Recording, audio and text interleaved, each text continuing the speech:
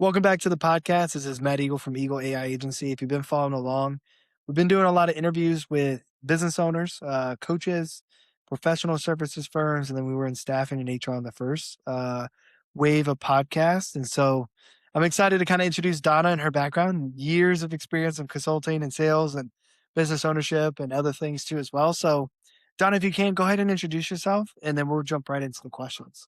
Sure. My name is Donna Broome, and I had a 40-year career in corporate America in many different industries, from heavy duty truck parts to automotive to spent my beginning career at Xerox in the day. And now I retired about 7 years ago, and I'm an executive coach and consultant in both sales and marketing. So Nice. And you did that pre-retirement, correct? Or after post? retirement. Yeah, Oh, post. well, I did sales and marketing was my area of expertise in the businesses that I was in. So I was more like the CRO in many companies. Yeah. And transformation work is what my specialty was. And then I retired about 7 years ago and became a coach and consultant. What made you get into coaching in the first place? Well, it's funny. I always believed my best asset. I said, when EQ became important in business, that's when my career just took off because people want to follow people.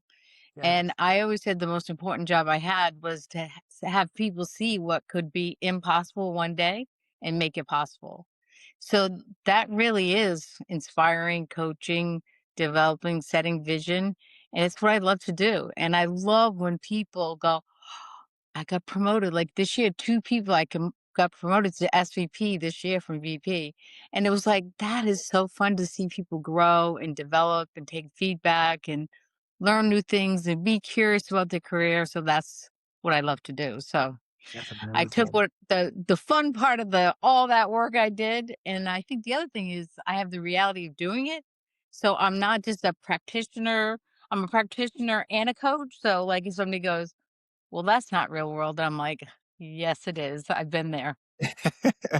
So when you're working with somebody, do you specifically work on emotional skill sets, like hardcore how-tos, like structure, formatting? Like, how do you help people? And no secrets, of course, right? But how are you currently helping the people who come to you for coaching and consulting? Yeah. Well, I believe happy people produce happy results.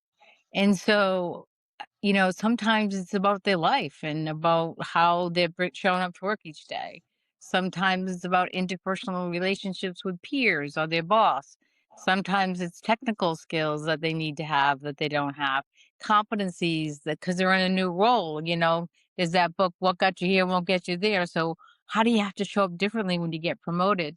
So, every single coaching engagement is different and people go, "How do you do it?" I go, "I have the greatest intuition about sensing and seeing, and my job is to really, really notice what people aren't telling me, not just what they're telling me."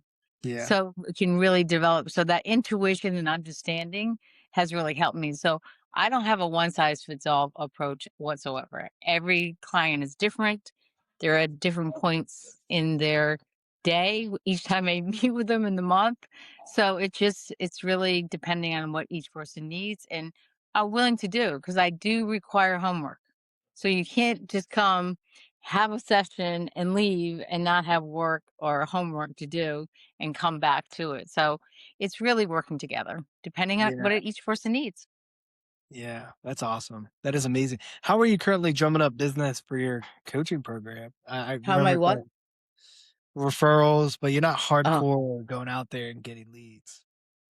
it's really funny. We talked about this when I talked to you last week was I'm not looking for any more clients. That's not true. I always take people, but really through referrals. Like people that have worked with me have bigger jobs now that worked for me in the past have said, come help me do this. I have had um, my existing clients refer other clients. Like one of my clients is a doctor and he referred me three or four people that he thought I would be a good fit for. So it's really been a referral network. Oh, it's amazing. That is amazing. It's based off your credibility and background and success you've had so far, right? And 100%. People I that hear it. know me or have worked with me or have experienced my coaching, they spread the word for me. Yeah, that's amazing. And obviously you're in sales, like, what are people seeing today that, has been an issue for pipelining or creating and drumming up business, like cold calling? Is there in the last 3 to 5 years, has there been a shift in sales? Best way to say it. How people approach sales, those kind of things.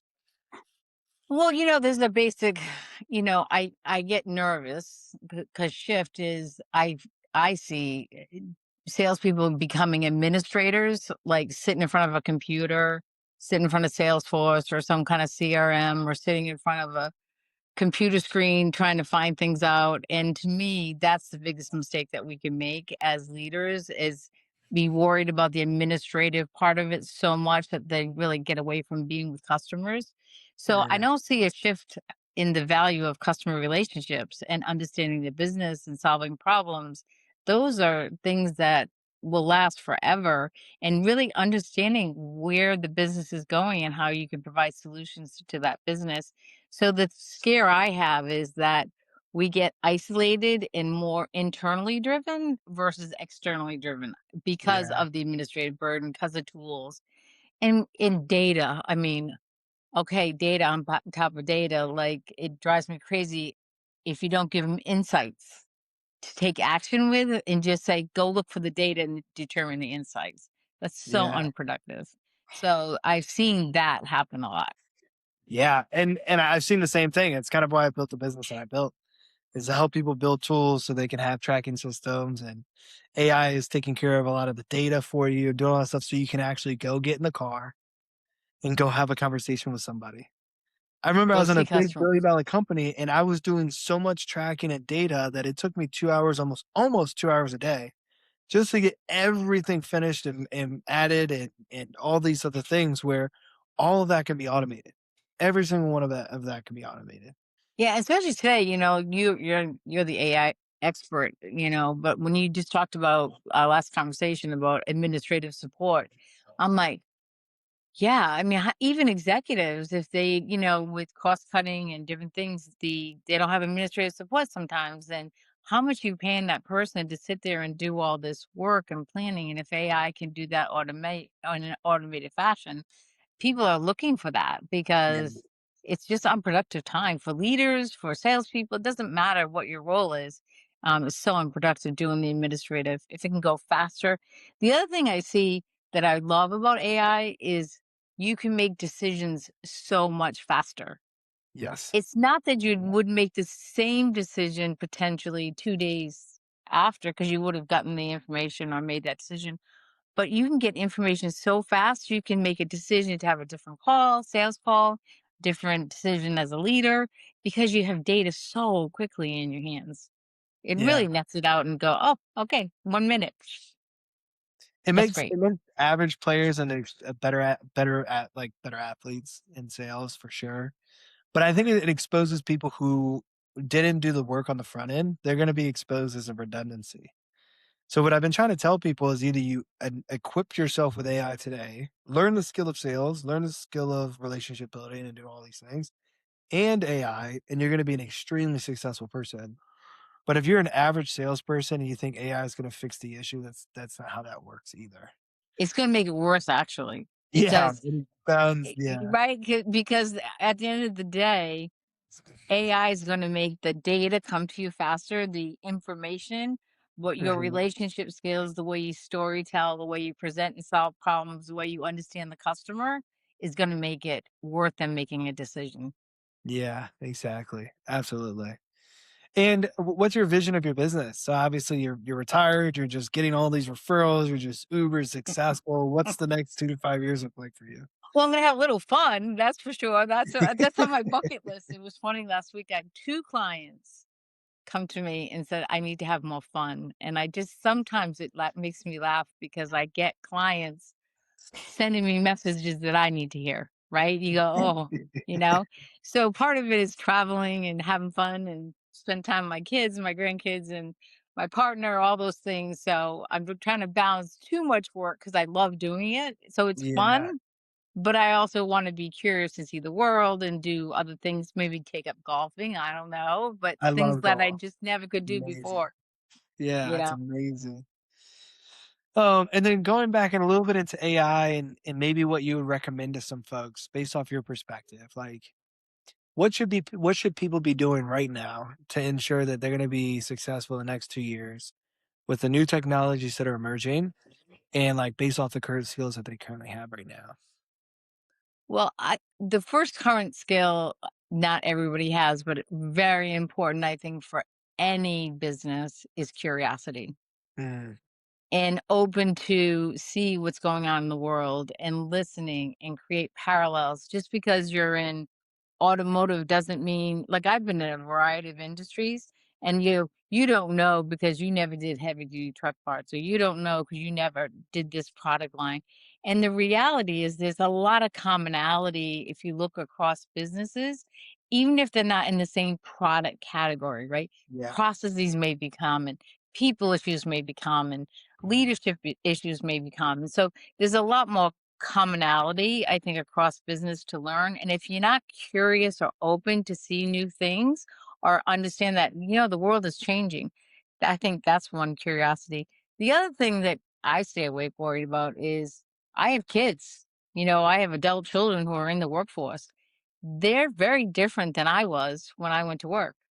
Right? When I went to work, they said, "You go here, you go there, you have to you're gonna be with the company forever, and you're gonna retire from that company." That's all changed, right? Yeah. They don't wanna move, they don't wanna relocate, they wanna stay where they are, they wanna work virtual. There's so many different options, so we have to also be curious about how our future leaders, future employees are gonna wanna work and how they're gonna work. So, Mm, I think from a that standpoint, that's one standpoint. On the technology, again, is curiosity. Like, even for me, I have become more and more and more curious about AI, using it more every day now, right? And I'm mhm. probably like using it poorly compared to what it's available, right? Like, I just learned last week, a couple weeks ago, I was reading about it and I'm like, oh my gosh, AI has all these different apps.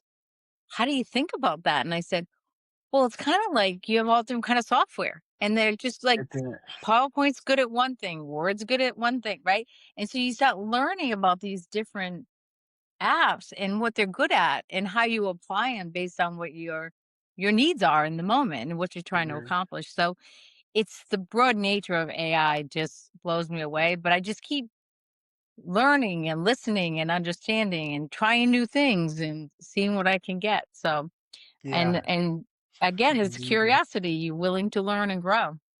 Yeah, you said something in there that I thought was very interesting. You're like, there's a lot of commonalities across multiple companies. It's the same thing with the AI, right? I think a lot of people don't know that people just use back end code for AI and then they just white label the front and then they build a specific connector to it for it to do a specific thing and then they sell Mhm. it for $10,000, right? So I've been in this like tear to give people like exclusive access on how to build these things at a very low cost because I think the more people gatekeep with a lot of money, it's going to cause a big friction in 2 to 3 years, right? Because the difference between like the computer age and today is that you could get a computer and it evolved slowly. So you saw the keyboard come in. Now the keyboard's attached to the screen, and then now you have Mm, apps on there 3 years later. And then, but with AI, it evolves every single 3 months, right? And if people don't that's understand the yeah. origin of like how the AI works, then they're never going to get caught up to like, is this tool even effective for me based off my personality? And in 2 years, because of its evolving so quickly, if you don't know anything about AI today, you're gonna have to pay an arm and a leg to figure it out. It's just gonna I think Elon Musk said that the economy is gonna double in 5 years because of AI, because Wow. productivity will go up so much. And I think not letting people know to be aware, right, is super important, but giving people access to simple tools so they can actually learn the back end and how to connect tools and how to you used to go through a PowerPoint class where you're like, "Hey, this is how you do the slide, and this is how you generate images, and this is how you do all these things." I think that's a missing step in AI currently, and I think that's what I'm trying to fill is, here's a full introductory class of how to actually utilize Zapier, MCP connections, and API keys. Huge. That's it.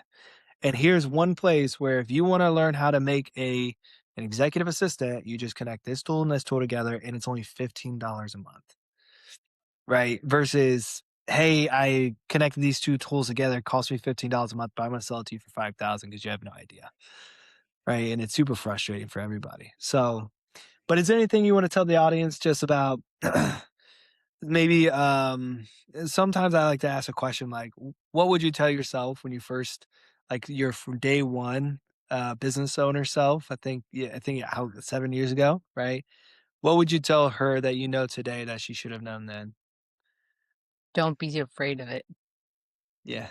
You are Wow. marketable. People do want you know, it's like you're your own fright you're scared that something new that people won't appreciate it or that it won't matter or whatever it is, or they won't buy your services, right?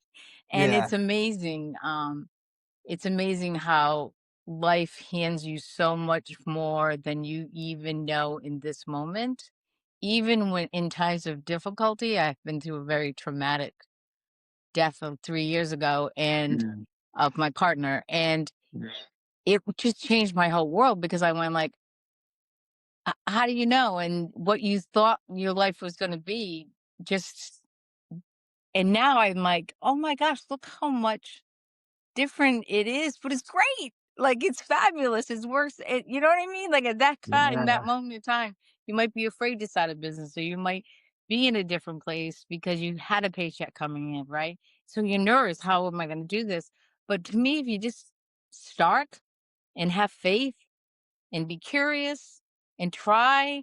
I'm telling you, it works every single time. I know I'm brave because I've done some really huge jobs in industry where women aren't. But I, I said, life, if you just keep looking at the bright sunshine, it will direct you where to go.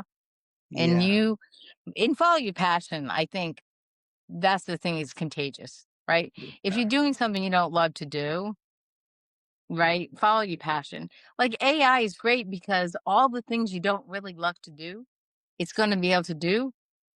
But then you can really double down on the things you love to do. Like when I was in sales, I mean, I have relationships with customers today that still send me Christmas cards from 40 years ago, right? Yeah. Those are the things that made me get excited, right? Not the proposal I had to type, or the thing to me, AI is going to make most people's job more fun because they'll do what they really love and what their purpose is. And when you Yeah. do that, you're always more successful. Yeah. That was amazing. I appreciate it.